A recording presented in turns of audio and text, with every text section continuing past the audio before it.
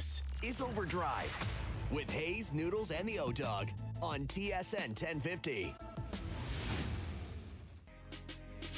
You flip the script for the hell of it. Addicted to betrayal, but you're relevant. You're terrified. Hour 2 OverDrive continues, brought to you by FanDuel. Bryan Hayes, Dave Feschuk of the Toronto Star. Got Mike Johnson coming up here in a moment. Our boy Johnny put in some time in the summer months. And I got a clip from yesterday's show. Josh Lewenberg was on with us. We were talking about Masai and Siakam. He had something really interesting to say about Siakam and what he believes the approach will be or likely will be. We'll get to that a little bit later this hour about Siakam going into his final year. Right. And there's a connection, obviously, to where the Leafs are at as well with, Matthews and Nylander still hanging over them in terms of their contracts and their negotiations. And it seems like it's a foregone conclusion the Matthews one will get done. Right. Sounds like it's basically done. They're just trying to figure out, is it a 3-year extension, 5-year extension, 6-year extension, maybe? What's the money? And when do they announce it? Like, it should be a really excited announcement. Right. It should be. But yet, if it's 3 years at like $14 million, it's almost as if the player and the team know what the reaction's going to be. Right. Which is, again, sucks because of the hard cap system. It does. But at the bottom of all of this and at the core of all of this is the fact that Gary Bettman demanded a hard salary cap. So now instead of just celebrating, hey, he's a great player and he still is a Leaf, it's, well, what does this mean for the salary cap? Of course. And who's got to go now? And what does it mean for Marner and Neal? It's so aggravating. It is aggravating, but it's the reality, Hayes. But it's the reality. It's the reality. And I was looking back, it was 10 years ago this month where Patrice Bergeron was up in a very similar situation, up for an extension.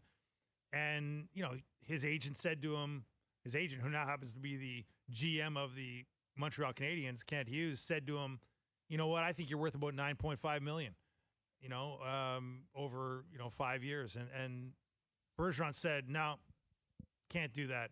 If I take that money, we're not going to win anything. I want 6.5. And guess what? That's why they've been to 3 Cup finals. That's why, they haven't won since he did that. But that's why Brad Marchand wouldn't take less or wouldn't, refuse to take more than Patrice Bergeron and is playing for $6-something million. Bergeron ended up settling for like 6.85 or whatever it was. But if you don't have that mentality, Hayes, and this team has never had it. Nobody in this team has shown that type of mentality outside of maybe some guys on the bottom of the roster who've taken discount deals. I mean, how do you win in a salary cap era? I don't know.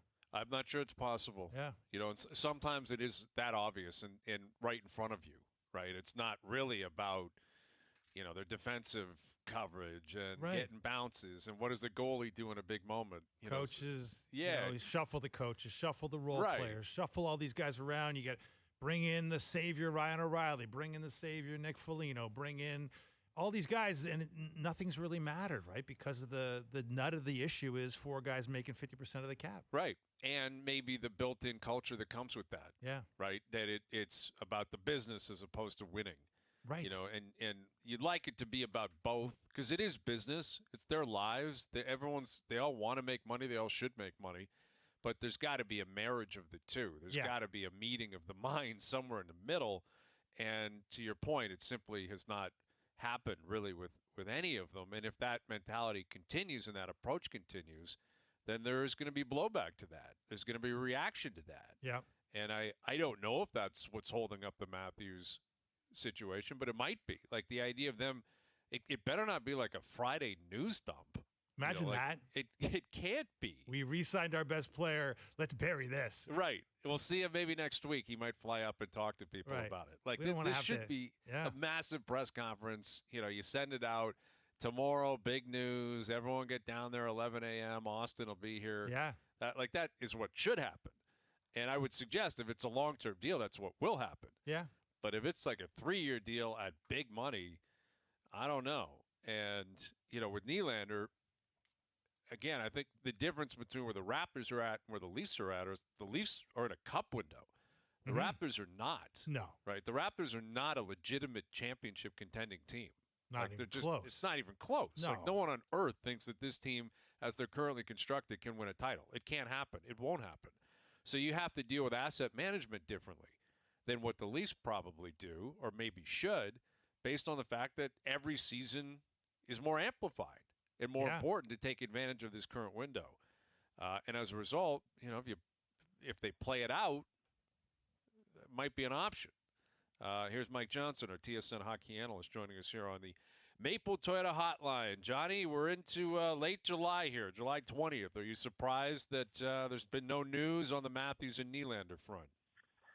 A little bit. I mean, I think there was maybe a bit of a push around July 1st, no trade provisions kicking in. But once you get through that, once the no trade clauses kick in, then there really is no big rush. If you miss the draft window, you miss the free agent window, then where is the urgency for the player or the club to get anything done before, as long as they're there before training camp? It feels like Austin Matthews is sort of talking along here. He's traveling a little bit. They're going to get to it. There seems to be a lot of confidence there. The Nylander one's different. I think it's a negotiation. They don't agree on what he deserves to be paid. They are probably exploring all the options. And I think, and I've never really subscribed to this, Hayes, and you know this, is that, the idea of letting good players get to play out their last year, because it's not smart asset management. But for a team that's trying to win a cup, and I know it seems like a long way away given that they've only won one round, but they can win a cup and they're not that far off. You can talk yourself into, is it better to do the terrible term own rental and let them play and then see what happens after this year, but at least you get them for another year and another run at a potential deep run in the playoffs? Like that's not that absurd if they can't come to a conclusion or to an extension before the start of camp. So there's no real pressure points anymore until whatever it is, September 22nd, whenever camp starts. Right. Yeah, no, I have felt that way for a while, and I believe that may not be the best option, clearly, but it's the idea of just trading Nylander. We can't do this. You can't go into the final season. Why not? You're not just going to trade him for the sake of it, for the principle of doing it. If there's a deal there that makes sense, go for it. But go for it even if he's got 5 years left on his deal, right? If you got a deal that's going to improve your team, it shouldn't matter what the contractual status is. And I also think, probably from Nylander's perspective, there's no pressure point, but there will be by, let's say, June 30th of next year if he really wants to be a Leaf. Like, that's another part of it. It could be a Stamkos-Yzerman situation where June 30th next year, you've played it out, you're about to be a UFA, you really want to be a Leaf. Okay, this is it, man. You really want to be a Leaf? Because this is it, right? Like, that hasn't come up enough, this idea that the Leafs, you got to beg Willie or you got to prove to him that this, that, or the other. I think the shoe's got to be on the other foot at some point with these players. Prove you really want to be a Leaf and accept the deal even if it's not the exact deal that you want. And that's not going to happen on July 20th because it doesn't have to. No. And it's got to go both ways, right? Like, there's got to be a little concession. The Leafs probably want to pay him 8.8. He wants 10.0. Like, neither party's going to get exactly what they want. But your point is well made. Like, you got to want to be here. You got to want to play for the city. Like, for all the talk about some of the stuff that makes Toronto difficult, having Bryan Hayes talk about your game, whether it's good or bad, like that can be difficult, I guess. Right. But I will tell you first, like, it's also amazing to play in Toronto. And, like, it's sold out every game. And if people are interested and people care and they have the best facilities, the best infrastructure, trainers, equipment, hotels, planes, all that, like, it is the best in the league. So, you got to want to be here. I am kind of coming around to that a little bit more. And listen, Willie could say, okay, I'll do that. I'll go score another 45 and get 90 points. And then I'll have to get paid 10. And then there's no real negotiation anyways. Mm-hmm. And if we get to a second round, like, there's upside for him as well. Just because everybody else seems to sign with 1 year left doesn't mean you can't. So it is interesting. And I heard you guys talking about the Raptors and the windows. Like talk to DeMar DeRozan. Like, if the trade's got to make the team better, you trade the player. Yeah. It doesn't matter how much term, how much you like them, what. Like, this is the cutthroat nature of trying to win. And not all those deals work out like Kawhi Leonard. But like Kawhi Leonard, he played and he left. But they won. So nobody's guaranteed that they're going to stay, that they're going to get an extension. And it feels like maybe the Leafs are a bit more open to let's just let this play itself out. We don't have to have it. They don't have to do anything. He's under contract. He's going to be here first day of camp, playing again on a really friendly deal. they can just go through that for as long as they want, all the way through the season, and kind of see how it unfolds. A couple other guys who are going to be here on the first day at camp, MJ, is Guy Boucher and Mike Van Ryn, both hired as assistant coaches. Now, if you're Sheldon Keefe, A, how much did you have to do with this, if you're guessing, MJ, about the inner workings of the new Brad Treliving era Maple Leafs? And B, how nervous are you that Guy Boucher happens to be a guy that Brendan Shanahan had tabbed as a potential head coach way back in the day when Mike Babcock was hemming and hawing about whether he was going to coach in Buffalo or Toronto?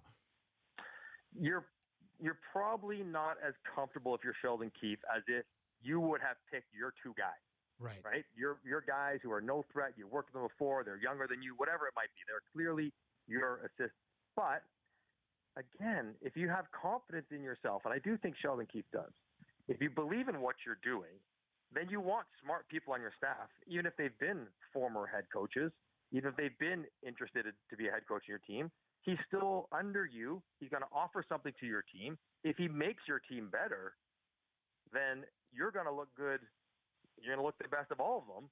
And so, yeah, I said we can look at the negative. He's a potential replacement, but he's also another ad that has experience and has been behind the bench and been through the grind and can add something to your bench. So it depends on which way you look at it, but I imagine he probably was part of the conversation, but maybe not part of the decision, if that makes sense. Like, they kind of floated by him, what do you think? But had he said, no, absolutely not, I don't know if it necessarily would have mattered. They probably would say, well, this is who you're going to have, and you're going to make it work. So, a new dynamic. Guy Boucher, I've seen him around Montreal. He was working on Montreal TV a little bit. Very smart guy.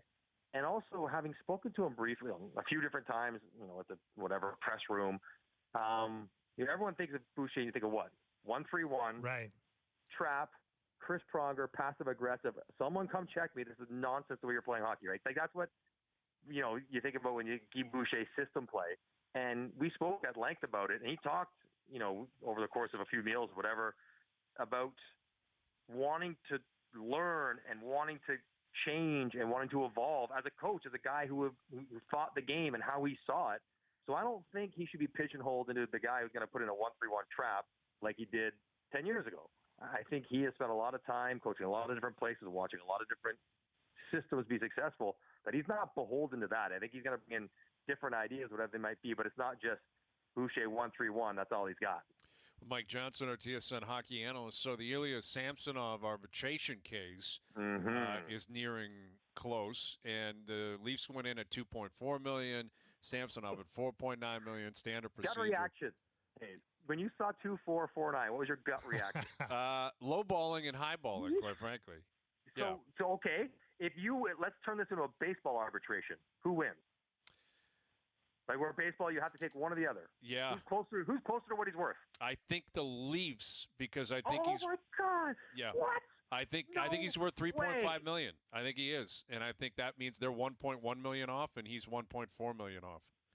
No, I do. Oh my goodness! I thought 4.9. What did Aiden Hill just sign for? 4.9. Yeah. I know he won a cup. Yes, I know he won a cup. Yes, he also didn't even start the playoffs. He played 27 games. He was the third goalie all year long, and he just signed 4.9. Samsonov was what? 7th or 8th in the league in save percentage, 7th or 8th in the league in goal save above expected. He had an incredible year. Yes, it was just the first year he's done that. But as Marty Biron astutely put, 26 goalies make more than $4 million. Is he not a top 26 goalie in the league? Well, I mean, that's a dangerous game to play, right? Because you can look at it. That's not the way what arbitrators do. Yes, that's how it works, right? Comparables and comps and all the rest of it. I think he's a $4 million goalie. Like, that's not a lot of money for a starting goalie. Yeah. If he played the way he played last year, he's way more than that. Like, if he was consistently as good as he was last year, he's worth way more than $4 million. But the question is, he hasn't done it that many years in a row. I'm surprised. I saw that when I read it. I had the exact opposite. I'm like, ooh. Like, it feels far closer to the player. Really? As being ballpark-ish. So obviously everyone goes high, but he's probably thinking, I'll do, 4, 4, 1, 4. Like, that would be sort of on a one-year award. And I thought the Leafs felt like they were a little bit low. But I guess maybe that's a good number since we have opposite reactions. Right. Well, listen, I think they're lowballing him. I don't dispute that. I guess we're kind of splitting hairs here. I think he's 3.5, 3.75. You might think he's 4.1, 4.2. Right. And I do think goalies are largely underpaid. It does seem like goalies are playing the role running backs exactly with their internal complaints and realizing that they're not getting what they're getting or what they deserve to necessarily get. I just look at Samsonov as a guy that, for me, is still in a prove-it part of his career, which I don't know how the arbitrator takes that into account, but he started 40 games, played in 42. His playoff numbers were really not very good. He's lucky that Vasilevsky was awful at times, and that's the way it works out. You just have to make sure you stop one more puck than the other guy. That's the nature of playoff hockey. But he had a sub-9 save percentage and then got hurt. I don't think his case is overly strong, I guess is what I'm saying. He had a good year on a great team, great defensive team. That helps. And he's like all the Leafs, Hayes. He had a really good regular season. Really good regular season. And there's some question marks that he could do it again, and there's question marks about what he did in the playoffs. And that's completely fair. But what I find interesting, though, about this quiet summer the Leafs are going through, which is totally fine, is that the Leafs must have some sense of confidence about what's going to happen with Matt Murray. They must. Yes. Yeah. Whether he's whether they can buy out, unload the contract with a sweetener, or if he's not going to be healthy. Because they can't. Well, the cap would tell you that they can't have all these guys under contract as they do. They know they're going to get rid of Matt Murray's contract. They haven't done it yet, but I'm just kind of as the summer progresses, it feels like they have to know what they're doing with Murray. They have to know what his status is going to be, and they don't seem particularly concerned about it, which tells me that we shouldn't be concerned about it. Even though when I look at their cap, I'm always scratching my head saying, what's going to happen with Murray? I can't make any decisions about the rest of the roster or anything else until I know what Murray ends up doing. But it seems like they are obviously comfortable and sure of, or fairly certain how that's going to play out. No, that's a fair point, MJ. And I think the assumption is it'll be one of those two things. It'll be either he's not going to be healthy, it'll be an LTRI situation, or they'll find a way with a buyout. But question I had for you, though, when you look at how unpredictable predicting performances of goaltenders happens to be in this league, where even the experts kind of sometimes throw up their hands and say, I didn't see that coming. I didn't see this guy coming. I didn't see this guy taking a swoon. I didn't see this guy becoming world class. What's your sort of comfortability with term on Samsonov? Like, would you rather see? My concern is less about the money and more about the term. Like the idea that Ottawa gave Korpisalo a 5-year deal. I'm like, how can you give any goaltender that's not really a stud of the studs of that long a deal in this league? You shouldn't. You're right. You should never give variable goalies with health issues term. You shouldn't. But you do because you have to. Yeah. Right? Ottawa had to. They had no choice. They would not have gotten Korpisalo if they didn't. Ideally, you'd have all these guys, which is why the arbitration, like a 1-year arbitration award, perfect for the Leafs. Let him go prove it again. Because even if he has another great year, he's not going to go to 8. He's going to go to 4.5, 4.7, 4.9, 5. So I think goaltenders, unfortunately, are in that position where only 8 guys probably warrant term of 5 years where you kind of know year in, year out. And the other guys all are capable of having excellent years and capable of being mediocre. And we've seen that over the last several seasons. And I think teams have seen we can get a guy for $2 million who's capable of having excellent seasons and mediocre seasons. Like, why do we pay a guy $6 million for that? And that's the challenge. That's the challenge for goaltenders right now. So you got to keep proving it year over year. And I would be happy if I was the Leafs to put Samsonov on a 1-year deal and just have Wall there and see where they can take you, how good he can be again, and then you'll have this conversation again next year. But you are correct. Goalies in general, ones who've had history issues or kind of varying degrees of performance, they shouldn't get term. No, I'm with you. With Samsonov, I'm not going more than 2 years tops. Yeah. Like, if you got to buy a year out, fine. But this is a guy who has had a shaky career. This year it stabilized. I think you can lean into him a little bit with the idea that he should want to stay here too, because of who's you're competing with. You're competing with Joseph Wall, right, who's a relatively unknown NHL commodity. I don't know what he's going to be. Right? And you got a good team. Right? Yeah, and that's the best part is you got a really good team, and you got a chance to really cash in a couple of years. So I would be – I'm almost surprised that that's not going to be the outcome. Now, I think the Matt Murray arbitration buyout window thing may factor into this to an extent. But for me, it's like 2 years, 3.75 per, maybe 4 if need be, and lock it in, cost certainty, 2 years, you know what you got, and keep him hungry. Keep Samsonov on his toes. I don't see it being any longer than that. And I think that would be probably sound work. I think that would make sense for both parties. If you can get Murray off the books with no retained, either unfortunately if you can't play or you trade with a sweetener, because if you have to eat a couple of years and a couple $1 million, and all of a sudden the longer you go, like the Leafs are clearly baking in a lot of flexibility for next summer. Clearly, right? All these guys on deals that expire after next season. So if you can get Murray completely off your books, then a 2-year deal would be really tidy bit of business for a guy who's going to give you that value and probably, hopefully, more. But you're not overcommitting yourself. I think that's how a lot of teams are viewing the goaltending position right now. It'll be interesting to see, like Connor Hellebuck, right? He's been on the market.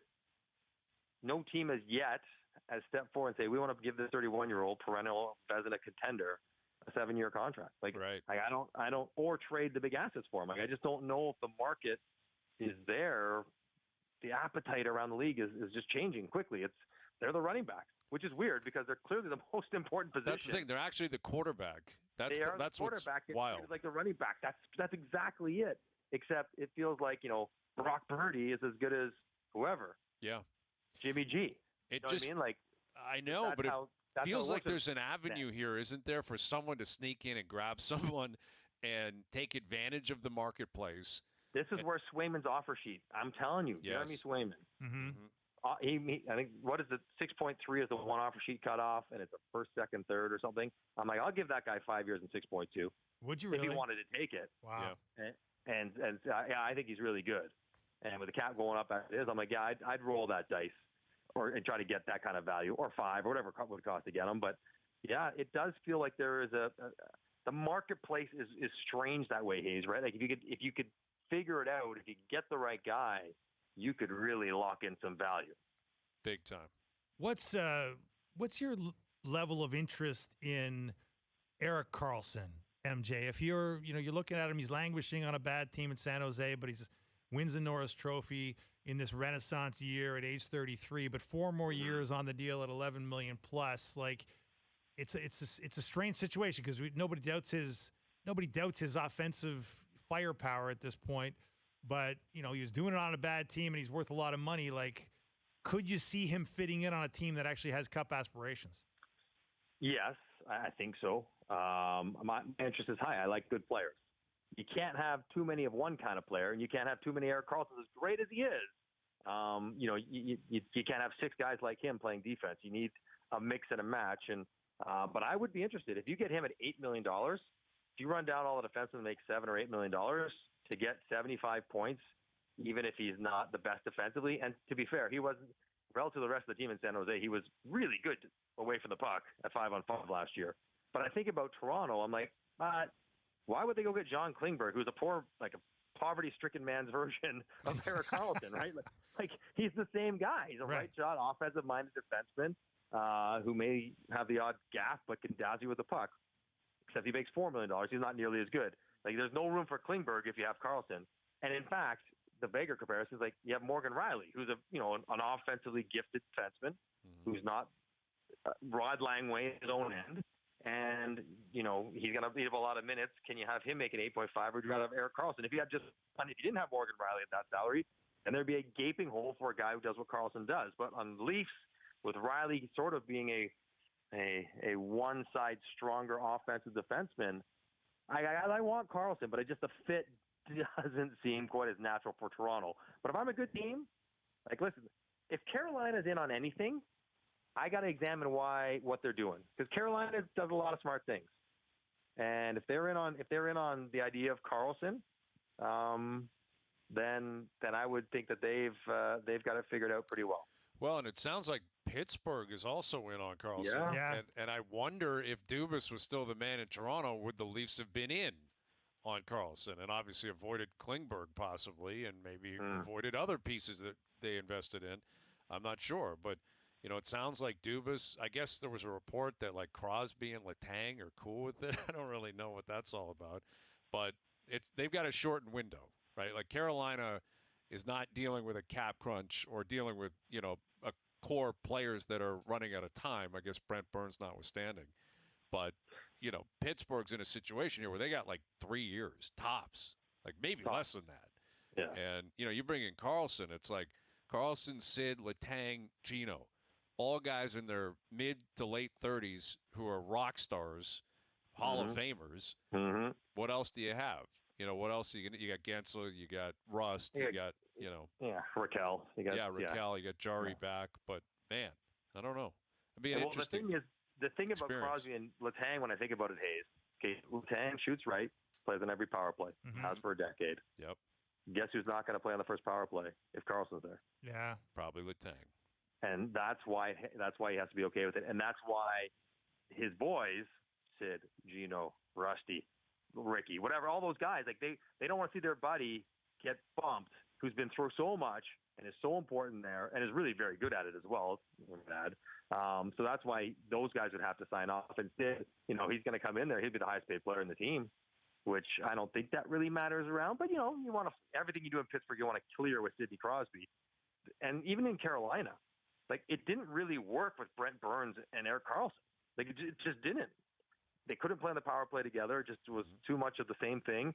Neither one of them was at their very best. They got apart again this year. Burns was amazing in Carolina. Karlsson was the best defense in the league in San Jose. To bring them back together, that part a little bit surprising to me. But it's not a move that is just like, he's a good player, let's get him. Like, you have to really, he's so unique. How does he fit in the room, on the ice, on the special teams, the stuff he does well? Who do we have that does that otherwise? What's going to happen to those guys? It's complex beyond just trying to figure out how to get the salary and the trade done. Always love having you on, Johnny. We'll do it again soon. Thank you, buddy. All right, fellas. Have a good day. You got it. Mike Johnson, our TSN hockey analyst, joining us here on the Maple Toyota Hotline. Build your next dream Toyota at Maple Toyota. Check out Maple Toyota's pre-owned inventory arriving daily. It's time to Toyota. Visit mapletoyota.com. Yeah, Karlsson's still out there. Yeah. Like, it's a big one, man. It sounds like it's Pittsburgh or Carolina, and maybe they're negotiating against each other. Maybe they're trying to lean on Mike Greer, relatively young GM, right? It's interesting, man. Like I think you brought up the great hypothetical.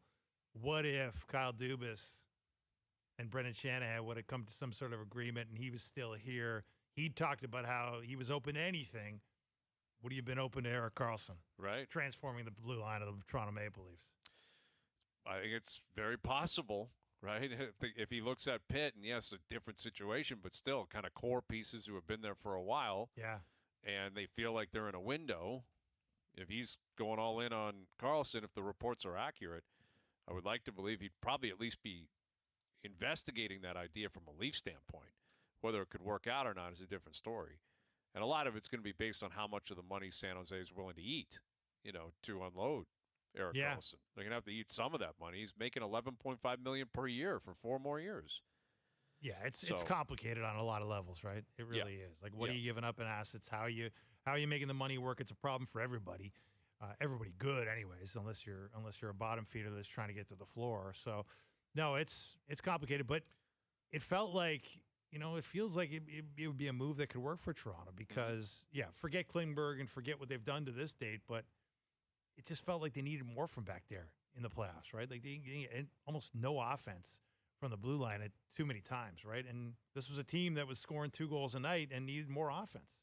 Yeah, really, outside of Morgan Riley, there wasn't. Yeah, really, Morgan had a good play. Yeah, Morgan had a really good playoff. Morgan was really good playoff. But I wonder if it would have been, you avoid Klingberg, maybe you move on Brody. Yeah. You bring in Karlsson at $8 million, give or take, and then rework the rest of it. You got Riley on one pairing, Karlsson on the other. I don't know. Seemed like it could work, man. Yeah, we're not going to know now. But they're obviously banking on Klingberg having a bounce-back year, right? Being better defensively, being a potent power play option, and on the cheap at $4 million, only 1 year. Buying low. There's something to that. Yeah, exactly. Like that's what they're banking on, and they might get some value out of that. Josh Lumenberg was on yesterday. We'll get back into what he had to say about the Raptors' likely approach to the Pascal Siakam situation. We'll get to that next. Now, back to OverDrive with Hayes, Noodles, and the O-Dog.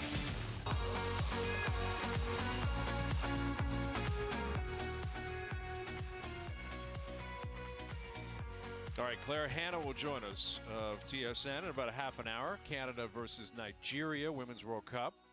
10:30 kickoff on TSN tonight. You can hear it right here on TSN Radio.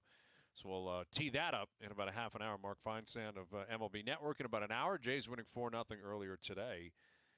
Just seeing a pretty wild stat on ESPN Stats and Info's Twitter page. Spencer Strider of the Atlanta Braves now has 354 strikeouts in his first 40 career starts, most by any pitcher since the mound was set to its current distance in 1893. Wow. What insane. a statistic. Like That's that. crazy. Think about all of the great pitchers. Nolan Ryan, Roger Clemens, Pedro. Those are just recent. Yeah. Forget like Sandy Koufax, and you can go back even further than that. Since 1893, 130 years of history. And this kid's got more strikeouts in 40 career starts than any of them. Yeah, And it's amazing. I mean, mind you, Hayes, like strikeouts have never been more prevalent, right? True. Like, there's Guys so are many swinging for the strikeouts. fences. Like I just saw it. Like this is the other stat I saw the other day because my boy is a big Yankee fan. He was touting it to me. Was that Garrett Cole set the Yankees record the other day for most 10 strikeout games in franchise history. He's done it 24 times. Like, he's only been playing with the Yankees for 4 seasons. Right. Right? And the Yankees are the most storied franchise in the history of the sport. And they've had incredible pitching over the years. And he suddenly is the guy with the 10 strikeout game record in 4 seasons. See, it's hard to compare the strikeout numbers to other eras because the strikeout is just so crazily prevalent right now. Very valid. Gosman established a Blue Jays strikeout record this year, too. Right. I can't remember exactly which one it was, but it might have been the most double-digit strikeout games. I think it might have been something like that, too, yeah. A certain amount of starts. Yeah. And, yet these guys don't pitch enough innings to likely really get into a position where you're going to throw, where you're going to have 3,000 strikeouts in a career. Good point. Where you're going to get up there where even guys 20 years ago, like Randy Johnson and Maddox and, guys like that, Smoltz and Glavine, like they're high. Pedro was high. Roger Clemens was high because those guys were horses. Like they would easily throw 240 innings in a season, like in their sleep. And that just doesn't happen now either. So it'll be interesting to see like the all-time type of strikeout numbers in this era because, yes, more batters are striking out, but pitchers are not going the distance the way they once did. So that's a good point. It's probably going to preserve like the all-time records, I would think. Yeah, you're right. In terms of just sheer totals, because you don't pitch enough.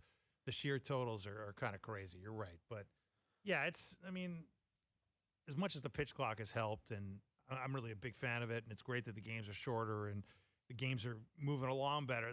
I still think they got to do something about the dominance of pitchers. I really do. I mean, and maybe that's also sitting from a seat where the Blue Jays can't hit with runners in scoring position, and it's getting a little tiresome. But valid. It's just, man, the pitchers are still pretty damn good right now. They are. Yeah, and I'm looking up the list right now of like most strikeouts in history. To no one's surprise, Nolan Ryan sits at the top of that list, 5,714, which is incredible. Randy Johnson second, Clemens third. So there you've got, recent guys. Maddox is 10th. But in terms of modern pitchers and current pitchers, Scherzer and Verlander are 12th and 13th respectively. And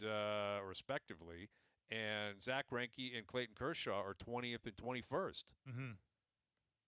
So, there still are guys out there. Now, those guys are at the end of their careers, but still, like Scherzer and Verlander just hit 3,000 strikeouts, I think, last season.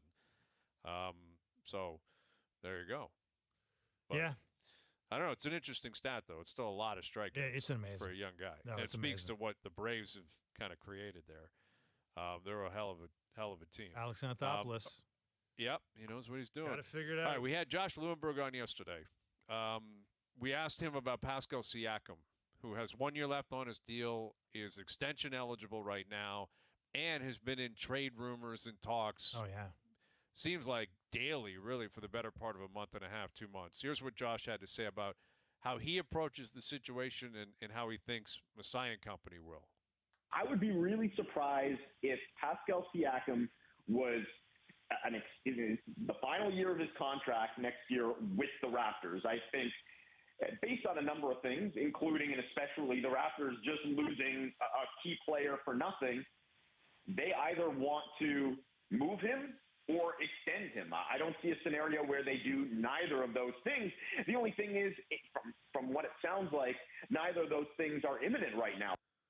So that's interesting, like what just happened with Fred. But, like, if Josh is onto something here, and I think he probably is based on, how connected he is with this team, if you got a fork in the road, it's either you extend or you get traded. Yeah. Then something's going to have to give here in the next 2 months. No doubt. And I don't think Siakam's going to extend because he thinks he can make more money next summer, just like Van Vliet wouldn't extend last summer. Right, because if he goes all NBA this year, he can get a Supermax. Exactly. Right.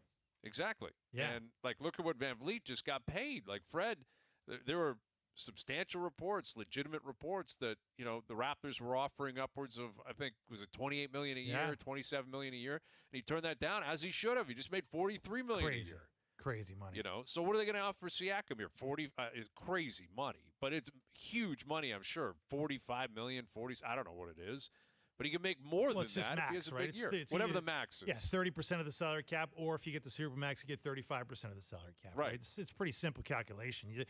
That David Falk talked to Howard Beck at GQ the other day. David Falk, of course, the super agent to Michael Jordan and Patrick Ewing and many of the great stars of the 80s. He was like, these guys don't even need agents anymore. The deals are too simple. Like, the max is the max. I mean, why do you need me in the room, and why would you pay me a commission to do that? There's no creativity in the deals anymore. Exactly. But anyway, so it is pretty simple about what he would make. But, and yeah, talking to people who were down at Summer League that I know around the league, it was the talk of Summer League. Like, everybody from Toronto was getting asked, when's he getting moved? When's he getting moved? When are they doing it? When are they going to move him? And it was just assumed they were going to move him. But now you start thinking, if they haven't moved him by now, they're probably not going to move him, because it just doesn't seem like there's a deal out there that Masai and Bobby Webster really like. Right, which might speak to how indecisive they are. And how they overvalue their players. Right. Might speak to their fears that they don't really have a plan. And if Fred's left and Siakam's going to go, what are they going to be here? Right. You'd think if they're bringing younger pieces in, then they'd be getting exponentially worse in terms of what your projected record would be next year. And last year was not anything to write home about. They were ninth in the East. 500 team. 500 team, and we know what happened in that play-in game. I mean, there may be a wink, wink, nudge, nudge that they know Siakam really wants to stay, and even if they got to chew on that extra 5% or whatever, if it's a Supermax deal, they believe they can get that done next summer. Right. But they just got burned with Fred, probably thinking the same thing, right? Thinking that they'd find a way to make it work with Van Vliet. And then all of a sudden, that didn't happen. Now, Van Vliet was not a max player in terms of what the Raptors were offering. But I guess it's possible they've spoken with Siakam and they trust Siakam that he's whether he signs today or signs next summer or whatever, he's still going to be a Raptor for the foreseeable future. Yeah. But that's a gamble you're taking. Look, it's pretty clear that Siakam does not want to go anywhere. No. Because he's leaked out, the idea that he wasn't interested in re-signing with any team he gets traded to, which is a little bit of a not so subtle threat that if you look, I mean, I'm not up for a trade. I'm trying to poison the well of a trade. I'm not encouraging a trade. Certainly not demanding a trade. So it's pretty clear he wants to be here. I think probably partly because, maybe not exclusively because, he probably has the best chance to get that Supermax deal here. Certainly your agent would be encouraging you to get that Supermax deal, but also because he's comfortable here and he knows he's getting the ball and he knows they don't have a lot of other alternatives. And if he goes somewhere else, hey, is he the third option on a good team? Is he the fourth option on a good team? Who knows, right? And if he goes to a bad team, that's it's even a worse situation with all the unknowns there. So it's not clear cut. I'll say this though, like it's not exactly simpatico, right? Like you had that kind of fractured nature of the relationship in that locker room between the young guys and Fred and Pascal this season, which we've heard about. Fred's talked about it a little bit about how the chemistry just didn't work. Guess what? Pascal Siakam was a big part of that. Yep. And Scotty Barnes was a big part of that. And to have those guys on the roster next year, I don't know if that's just like everything's going to be great. Even though you got a new coach and even you get some new guys around, and I'm not sure it's going to be a perfect situation if he comes back.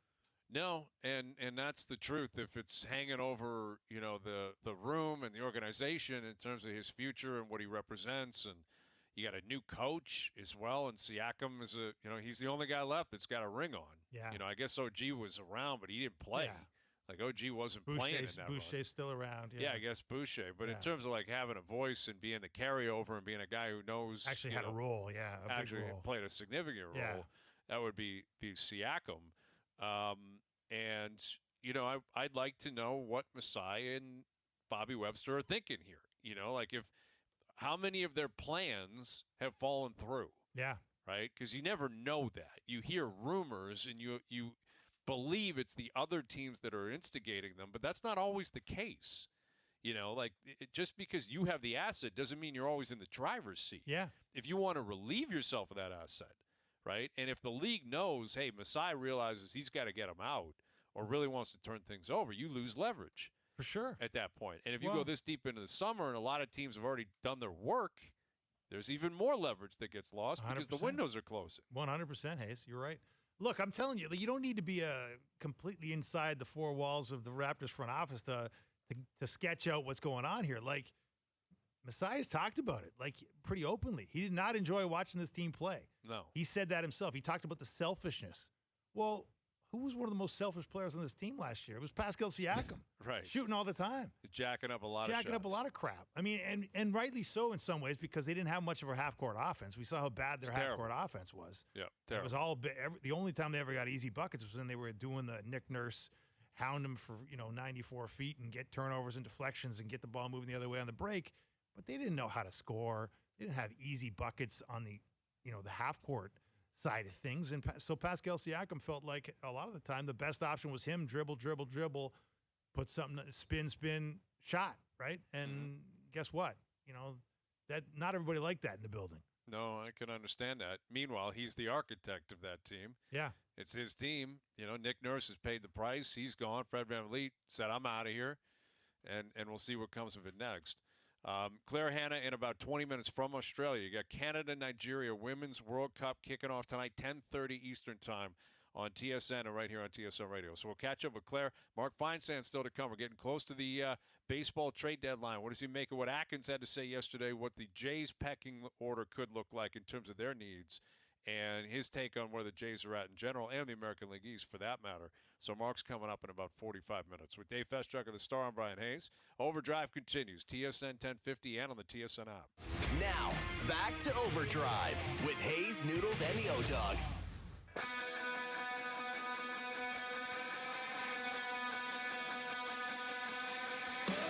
All right, today's Best Bets powered by FanDuel. Make your picks and assemble a same-game parlay in seconds on the FanDuel Sportsbook app. Canada money line tonight versus Nigeria. Canada leading at the half, and I like over 1.5 goals tonight total in the match. All right, Canada and Nigeria, they've played each other in friendlies in the past, and then Canada's won 2 of the last 3 matches. But I like Canada to get off to a red-hot start tonight, regardless of whether or not they have a nickname or not. Right? Maybe you create a nickname on the pitch, Dave, right? Maybe something crazy happens tonight. Create your own nickname. Create your own history. So I like it. Canada money line tonight. Canada leading at the half. Over 1.5 total goals in the match. Today's Best Bets powered by FanDuel. The first inning means as much as the ninth when you bet baseball or anything on the FanDuel Sportsbook app. Please play responsibly. Must be 19 plus. Physically located in Ontario. So, yeah, you got the Open Championship in the mornings, and you got the World Cup at night, right? 10:30 kickoff tonight. Great stuff. Yeah, this will work out perfectly. How early did you get up to watch the Open Championship this morning? Are you one of those sickos? No, not crazy. Not on Thursday. No. Right? Not on Thursday. But by the weekend and by Sunday, the leaders are going out a little bit later. A little later. Yeah, they're not teeing off until 9:30 anyway, if not 10 o'clock. So it's not as bad on the weekends, but nothing crazy. I probably threw it on around 7:30 this morning, check out what's going on. And Tommy Fleetwood was out early. He was playing well. And you got McIlroy, who he had himself a pretty good day, right? He's in it. I think he was 1 under par. And at that point, you're in it. You just can't throw away your tournament on a Thursday. That's what he's done a lot throughout his career, right? Or I guess he was even par through 18. Well, you talk about the pressure of playing in your hometown, home area open. And we just saw a guy in Canada, Nick Taylor, break that Pat Fletcher curse going back to 1954 by sinking that 72-foot eagle putt at Oakdale.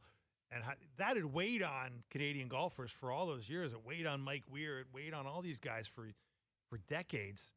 Well, Tommy Fleetwood's trying to do the exact same thing, right? But speaking of Rory, the time it went back to Northern Ireland in 2019 when Lowry won, he shot himself out of it in the first round, right? Right. Duck hooked his opening drive. What did he shoot? Like a 79 or something comes to mind. I don't know if that was the right score, but it was he just basically shot himself out of the tournament right out of the gate in his home British Open, home Open championship. You do that on Thursday. Very rarely you can get out of it. Nick Taylor did at the RBC Canadian. Yeah, well, he had 74 on yeah, it was a miracle. Thursday? At one point, he was 4 over par, and I think he was T120. Yeah, he was in the clubhouse after day one, and we know what happened. But that's a once in a lifetime situation. And, a guy like McIlroy, if he has a decent Thursday, which he did, that's a good sign. Scheffler had a good Thursday. I think he was 1 under. Scheffler's going to be lurking. Oh, he can't putt it, man. You just see him. He's missing some shorties. Wild, he missed man. a 4-footer today, just not even close. Oh, and I were talking about it. I was talking to my buddy about it this morning as well. It's if this guy could putt, he'd have 5 or 6 more wins this year. Oh, it's incredible. And at least another major. Tee to green, he is so much better than everyone else. It's not even close. It's insane how good he is. And he cannot putt. It's wild. It's shocking how bad he is right now. It's He's ugly. in a real bad spot. He really is. All right, World Cup. Canada, Nigeria tonight. We'll head to Australia. Claire Hanna will join us. Mark Feinsand in the final hour of MLB Network. OverDrive continues. TSN 1050 online, tsn1050.ca.